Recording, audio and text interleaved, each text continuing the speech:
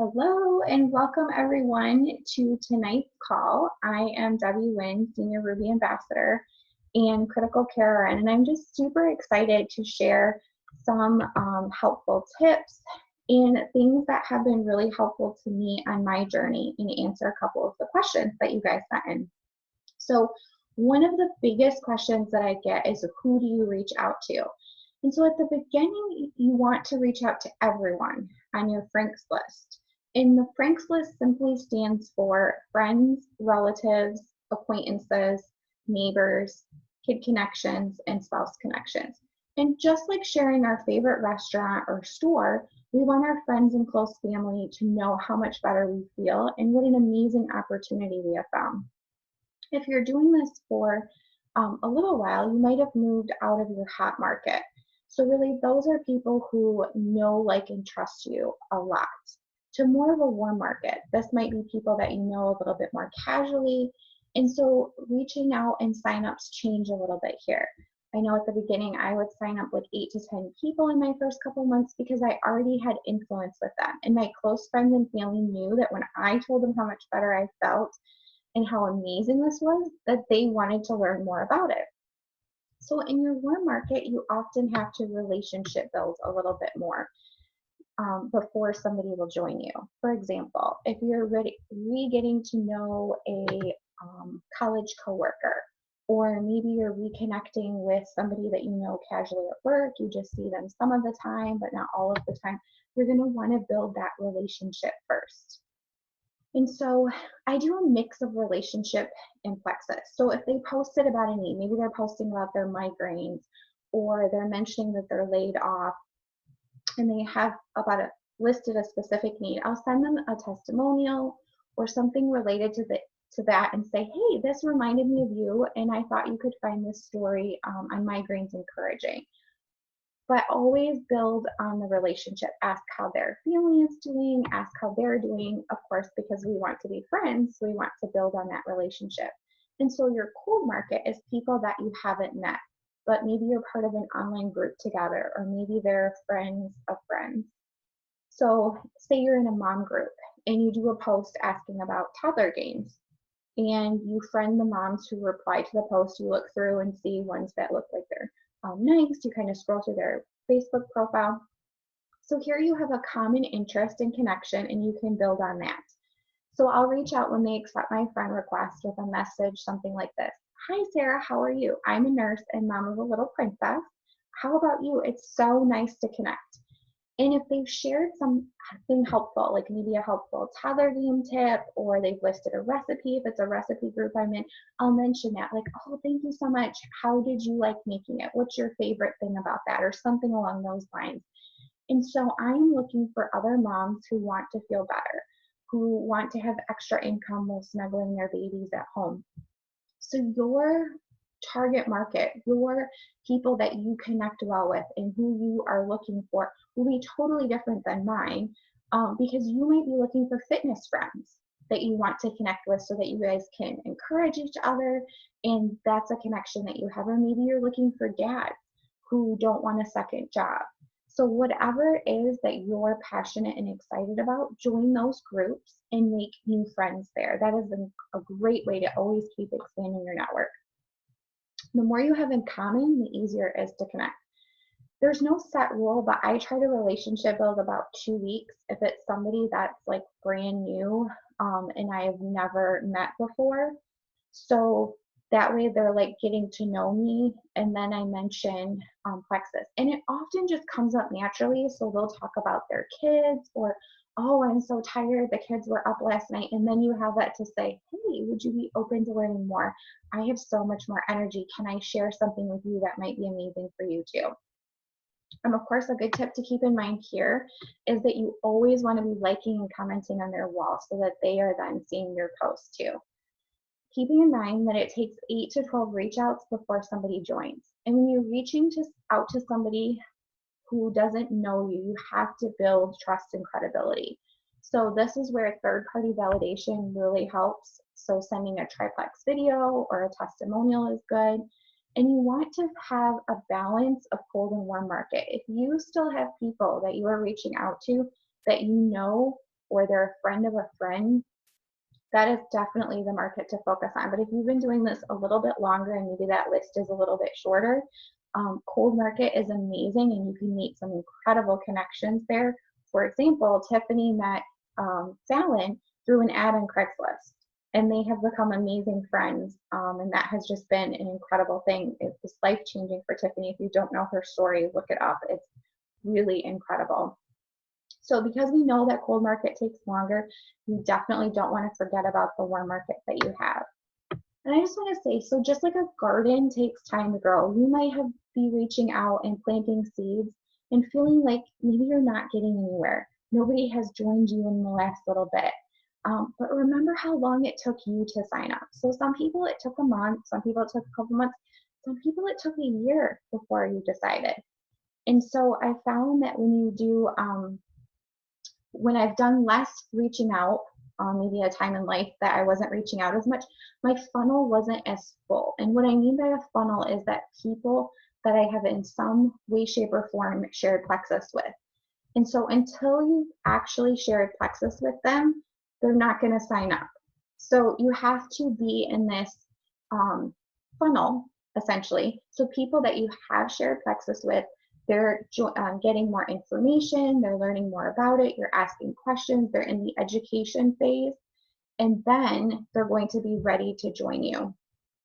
So if you are not doing as many reach outs, you're going to have to build relationships first, reach out, get them in your funnel, and that's kind of a simplified version of how the process goes. But in order to have your funnel full and always have people to talk to about Plexus, which we all know that our gut health, blood sugar balance, inflammation is something that everybody needs, immune support, all of that. Our business opportunity is incredible.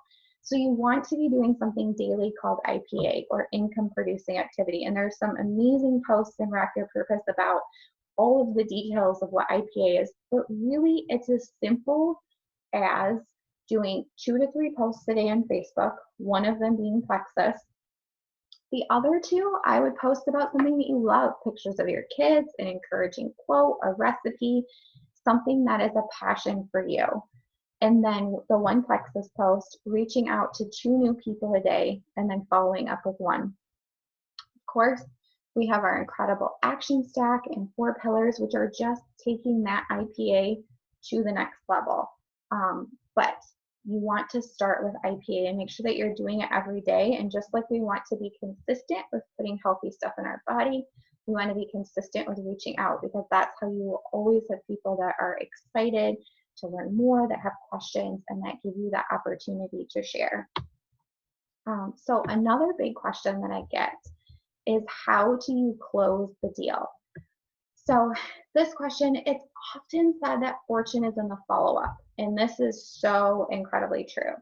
I can tell you, when life was super crazy with Mackenzie being sick, and I would reach out to people, and then maybe I'd forget to follow up with them because they didn't right away reply to my message. And when they did, there were other messages, and I didn't scroll back. Anyone else ever forget to reply to somebody? And a week or 2 would go by, and I would search through Messenger, and I would be like, Susie said yes to information, but I totally forgot to totally dropped the ball and forgot to follow up with her. So I'm sure we have all done this, but it's a lot harder to then go back because you have to restart the conversation. So you have to reconnect. You have to get the conversation going again. So set a follow-up schedule. What I like to do, if I've sent a testimonial or maybe they had checked out an online party, I try to follow up the same day or the next day if it's a party that's later at night, and then just ask them, what did you love about it? And again, a tip to keep in mind is you want to ask open-ended questions. So I find if you ask a yes/no question, like, did you like it? Sometimes the conversation stops right there. So it's kind of like playing a game of volleyball. You keep bouncing the ball back and forth.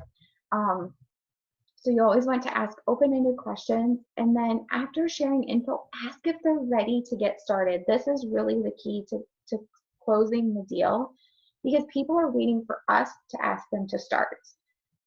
They might be thinking, well, what do I do next? And they're waiting for you to say, hey, are you ready to get started? So if they are ready to get started, at this point, you would then walk them on the phone through the steps of getting started. And if they aren't quite ready, this is where any objections or questions they have will come up. And you can send them more info, you can help answer any of their questions. And you also want to create a sense of urgency. For example, if there's a huge sale, maybe there's free shipping, any of those things to create a sense of urgency for how important it is to start on BetterHelp. And I also want to say, you want to always sign people up on the phone. And I can tell you this because it just happened to me today. When you sign people up on the phone, you can answer their questions. You can go through every step with them.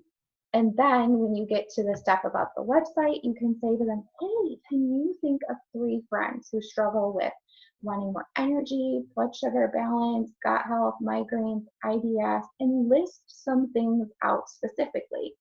And wait, pause, let them think and give you a response. And then you can talk about sharing and how incredible it is and easy and simple to get your products paid.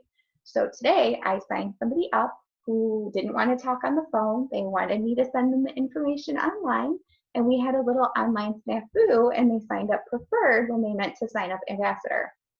So things are fixable, but they're a little bit more challenging to fix.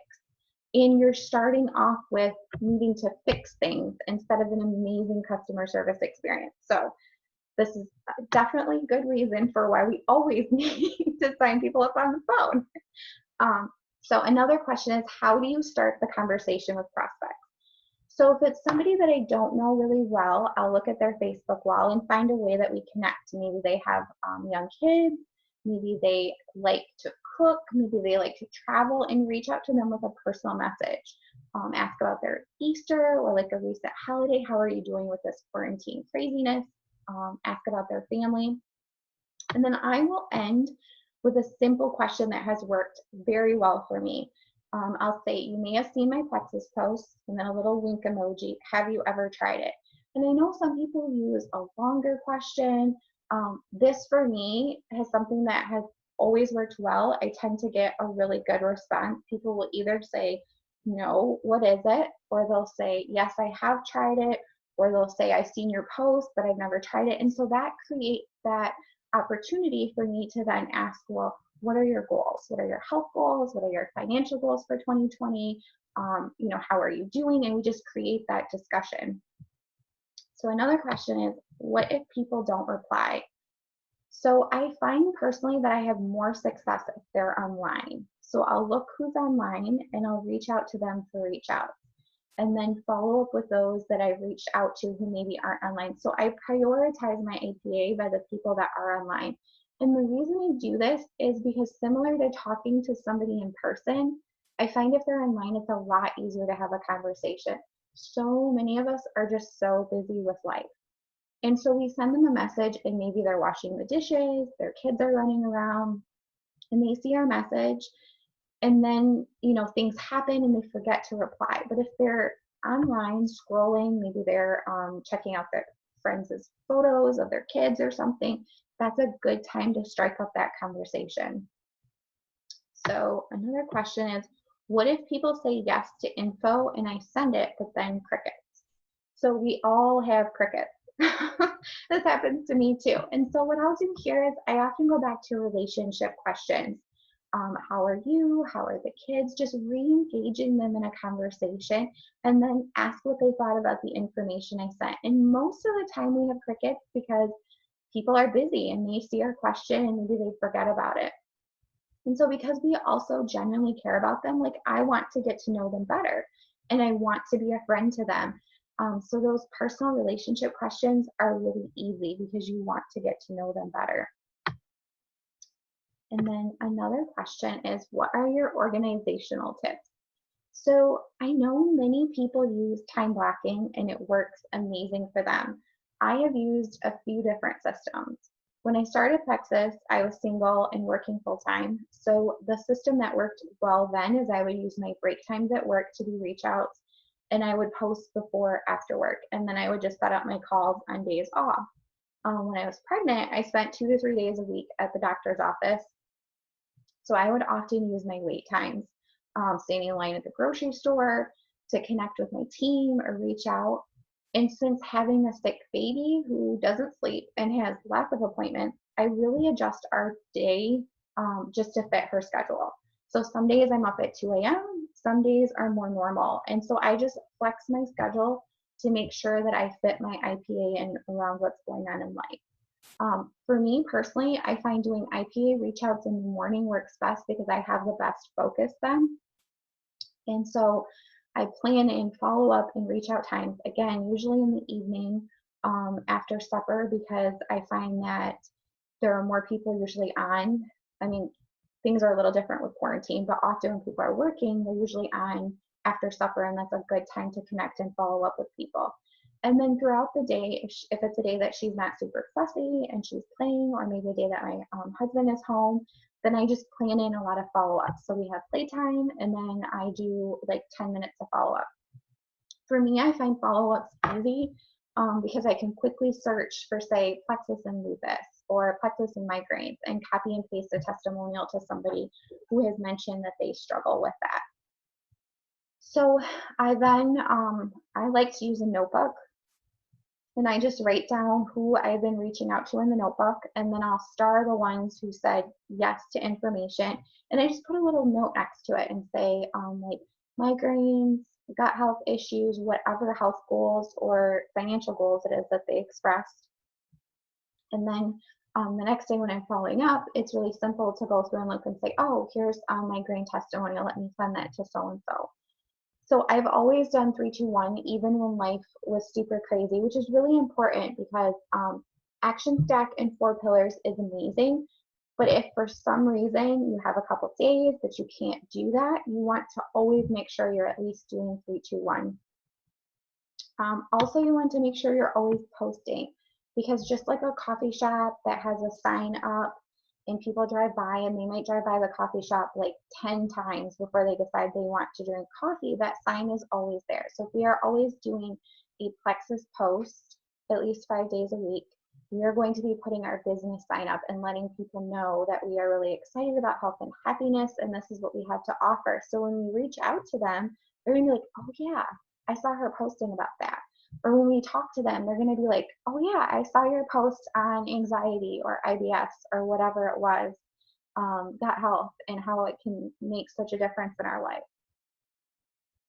And so if you really want to create momentum in your business, action stack and 4 pillars is definitely the way to do it. How many do you reach out to?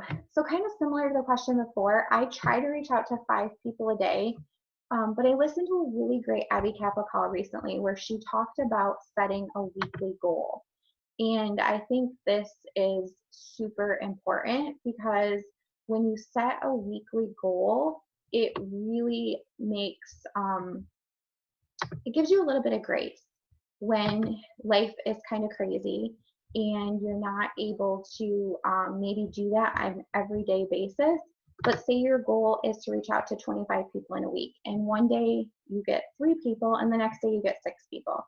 So for me, this has been really helpful because there are some days when Mackenzie feels awful and we get absolutely nothing done, and then she has a better day and I can reach out to the goal for the day and then some. So it's really not about perfection, it's really just about consistency. And then how often do you post? So you want to do a mix of personal and Plexus posts, and you also want to vary the time of day that you're doing them. I try to also do an engaging post every couple of days. So this can be something as simple as asking people their favorite recipe, their opinion on which pair of shoes is cuter, anything like that to engage your audience. And when you vary your personal and Plexus posts, try to think about when people are going to be online. So maybe do a Plexus post in the morning one day, do it at lunch the next day, and kind of just try to vary it throughout the day. And think about who your audience is. So if you have a lot of friends that struggle with energy, or they're new moms, or they have migraines, or they, you know, that they want to have extra income, that they've been laid off, whatever it is, make sure that you're finding posts that are related to that, because you know it's something that they're going to be interested in. Likewise, make sure you're liking and commenting on the people that you're reaching out to. And I cannot stress this enough, but you want to be doing business posts at least once a week. And if somebody on our team hits a new rank, has a promotion, something exciting, you want to share that, whether they're on your personal team, of course, you always want to share those, on our bigger team, or if they're like a sideline, because those are really exciting. So the other thing is here, if you haven't read the color book, you should search for the book club calls on the color book. But you want to vary your posts to target each of the colors. So if you're reaching out to reds, there are people that are more really driven, really goal-oriented. Blues tend to be people who really like people and are more fun. Yellows are people who really like to help people. Greens are people who are very detail-oriented. But so vary your posts so that somebody reading them that is each one of those different color personalities would find something that they fit and connect with. And then how do you get people to participate in chats? So here it kind of depends. Big question I have here is, do they use Messenger? So I have some people on my team who are not tech savvy at all, and they hardly ever use Facebook. And so setting up a three-way call with them, with your sponsor, is super important, which you should be doing even if they are tech savvy, because you want to plug them in. But plug them in whatever way works for them. So if they do not understand Messenger, then get on the phone with them. Continue relationship building. And I find that often people don't get in their three-way chats simply because they don't see the value of it. They don't realize that they have their own personal support chat and that their upline is here to encourage them, cheer them on, help them, be positive. So just keep trying to engage them, reach out to them personally, and just really show them the value of why we have these three-way chats. And how do I get them to 100 PV? So this is a really great question, because so often people start and maybe they aren't consistent. They don't see the value yet of the triplex. So maybe they drop back to a couple of products. So really here you want to work on education and following up after they join, just like when they're a new prospect.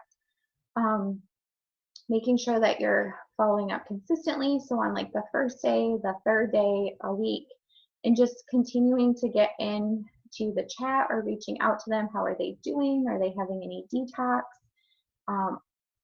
Also encouraging and helping them get to silver is huge here. Brooke Hemingway had a really good call about how silver is the cure for anything. And we all know Brooke Hemingway as a double diamond is amazing. And so going silver gives you an accountability partner. I should give you accountability partners. It gives you somebody to run with, somebody to help get healthier with. We all do better with support. It helps to get their products covered while they're waiting for their own health story to unfold. And it just encourages them. So that's also something else to keep in mind.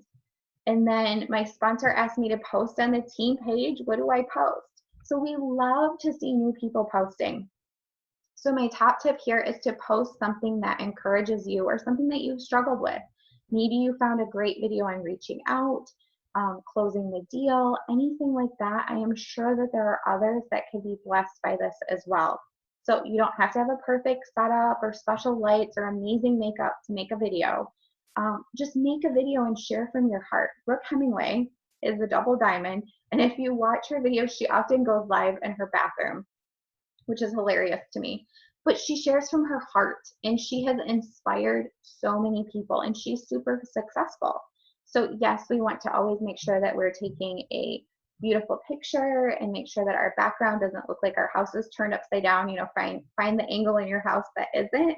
But also, it's just about being real and inspiring others. And if you have found something that's amazing and really encouraging to you, post it in the page. And let your sponsor know, tag your sponsor, tag your team, because it's going to be inspiring for them too. And so I'm not a nurse. What do I say if they detox or have questions? So the incredible thing about this business is you don't need special skills. You don't need special training, and you don't need to be a nurse to help your team.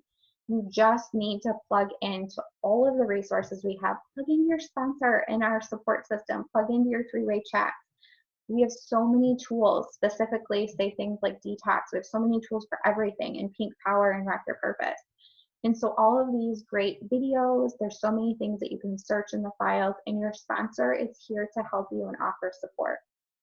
So you are all amazing. and we have the most incredible team ever. I'm so, so excited to see where 2020 is going to take each of you. So I am so happy that you guys could all join us tonight. And we are going to hop over to the Pink Power call here. So good night, all of you.